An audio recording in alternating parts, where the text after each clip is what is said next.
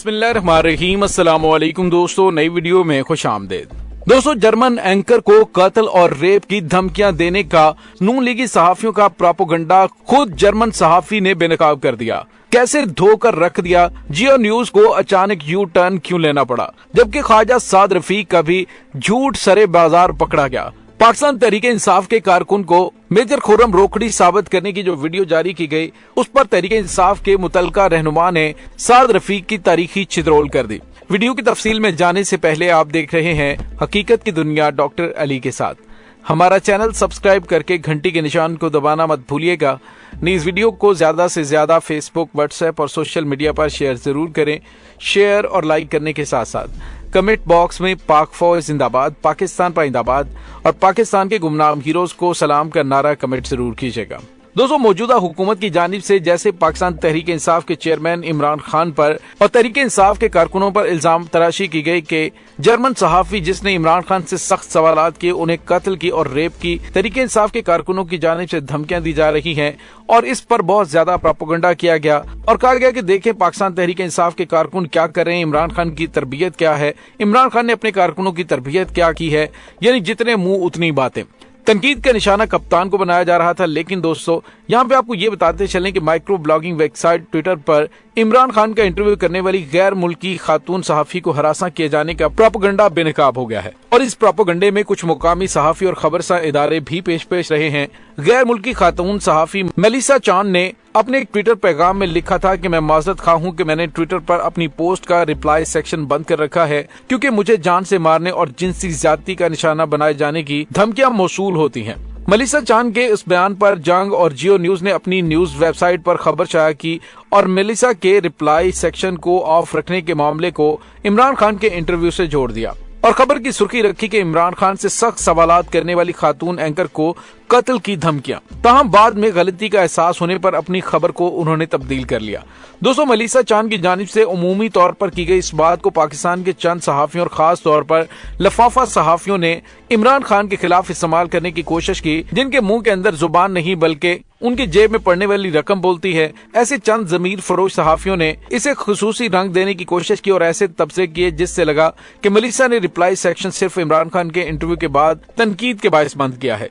DW से वाबस्ता सहाफी बेनिश जावेद ने भी इस प्रोपेगेंडे की नफी करते हुए जंग न्यूज को आड़े हाथों लिया और कहा कि मेलिसा ने वाज़ेह तौर पर कहा कि मैंने कभी रिप्लाई सेक्शन ऑन नहीं किया।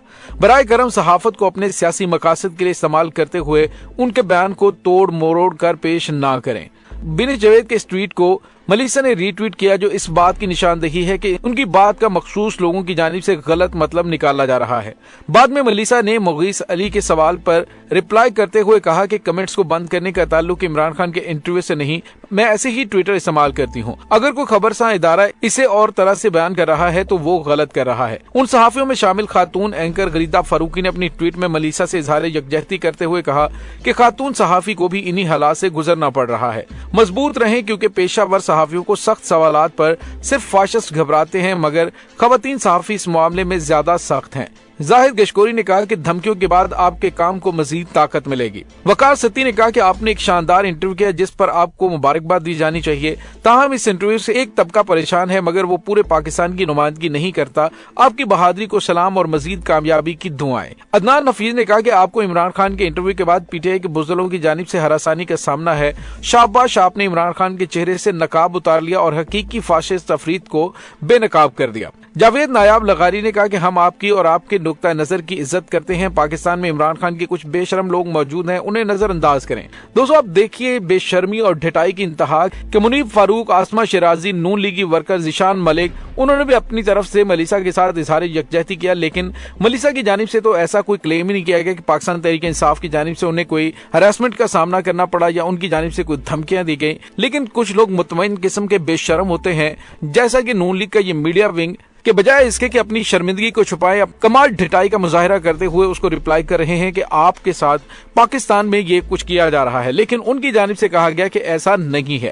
दोस्तों, यहाँ पे आपको ये बताते चलें कि सहाफियों की जानिब से मेलिसा को जबरदस्ती पाकिस्तानी सोशल मीडिया सारिफीन की जानिब से हरासा किए जाने का प्रोपेगेंडा करने वाले सहाफियों के जवाब में मीर अली मोहम्मद खान ने वाजे करते हुए कहा कि मेलिसा कहती कि मैंने कभी रिप्लाई सेक्शन ऑन नहीं किया, जबकि सारे लफाफे कहते हैं कि मेलिसा को PTI सारिफीन की वजह से रिप्लाई सेक्शन ऑफ करना पड़ा। असल बात यह है कि इनके लीडर ने ना तो खुद तालीम हासिल की है, ना ही अपनी बेटी और ना ही अपने वर्कर्स को उसके करीब जाने दिया है, जिसकी वजह से इनको पता ही नहीं कि वो मलिसा आखिर कहना क्या चाह रही थी। दोस्तों दूसरी जानिब आपको ये बताते चलें कि इमरान खान के बारे में दावा करने वाले मेजर रिटायर्ड खुर्रम रोकड़ी की जानिब से जब बुलंदो बांग दावे किए गए और तहरीक इंसाफ की जानिब से उसका रिएक्शन दिया गया, तो उस पर ख्वाजा साद रफीक की जानिब से एक वीडियो शेयर की गई जिसमें बिल्कुल उसी तरह के बालों वाला शख्स इमरान खान के साथ शौकत खानम से निकलते हुए गुफ्तगू कर रहा है और उन्होंने कहा कि ये फिर कौन है। तो दोस्तों यहाँ पे आपको ये बताते चले कि उसका जवाब पाकिस्तान तहरीक इंसाफ के रहनुमा साहबजादा हामिद ने किया। उन्होंने कहा कि ये मैं हूं और मैंने ये वीडियो अपनी पहले भी पोस्ट की थी। ख्वाजा साद रफीक एक मैच्योर सियासतदान है, उनकी जानिब से इस तरह की हरकत करना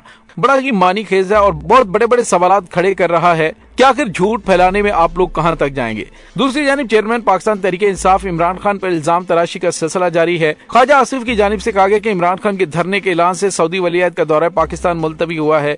पाकिस्तान के दफ्तर खारजा ने बयान में कहा कि सऊदी अरब के वलीअहद का 21 नवंबर को होने वाला दौरा पाकिस्तान रीशेड्यूल कर दिया गया है। ताहम वजीर दिफा ख्वाजा आसिफ ने इसका इल्जाम इमरान खान पर लगा दिया। लेकिन दोस्तों ये हकीकत है कि कोई भी मुल्क पाकिस्तान में उस वक्त तक सरमायाकारी करने के लिए तैयार नहीं, कोई भी पाकिस्तान को एक बड़ा पैकेज देने के लिए उस वक्त तक तैयार नहीं है जब तक पाकिस्तान के अंदर एक मजबूत और मुस्तहकम सियासी हुकूमत ना हो। और हर किसी को पता है कि रजीम चेंज ऑपरेशन के बाद पाकिस्तान में मार्ज़े वजूद आने वाली यह हुकूमत कितनी ज्यादा क्रेडिबल है और कितनी पाकिस्तानी अवाम की हमायत इन्हें हासिल है।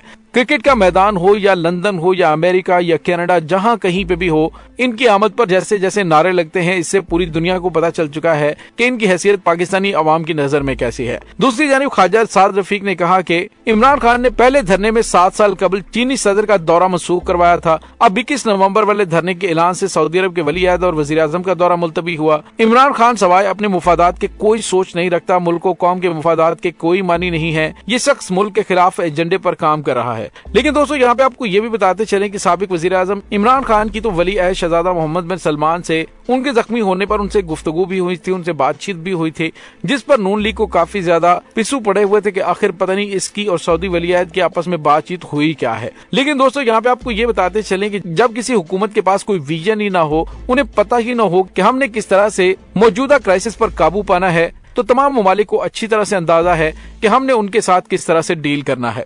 दोस्तों इस तमाम सूरत हाल के बारे में आपका क्या कहना है, कमेंट सेक्शन में अपने ख्यालात का इजहार जरूर कीजिएगा। इंशाल्लाह बहुत जल्द मिलते हैं एक नई वीडियो में, तब तक के लिए अपना बहुत सारा ख्याल रखिएगा। पाक फौज जिंदाबाद, पाकिस्तान पाइंदाबाद, पाकिस्तान के गुमनाम हीरोज को सलाम, अल्लाह वारिस।